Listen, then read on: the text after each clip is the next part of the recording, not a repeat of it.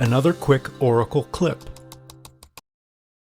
Let's learn how to control Oracle VM VirtualBox at the command line using VBoxManage. Let's go. From the command line of the host operating system, let's start with registering a virtual machine from an XML machine configuration file. Let's enter the VBoxManage command and then the registervm subcommand.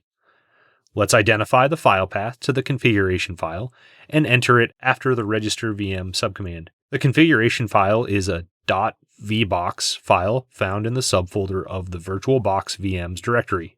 If the virtual machine has an encryption password, we would use the password option along with the absolute path name of the password file on the host operating system, or we would be prompted for the password on the command line. Let's run the command. No output is returned, so let's run the VBoxManage list VMs command to view registered virtual machines. The output lists registered virtual machines, and we can see that the Oracle Linux 9 virtual machine is now registered.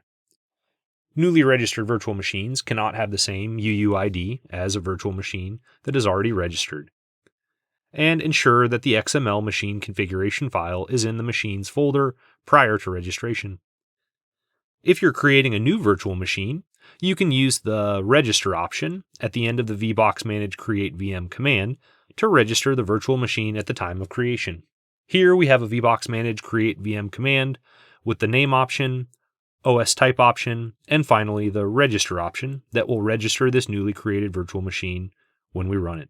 In addition to the createvm command, the register option is used with the VBoxManage clonevm command to register cloned virtual machines.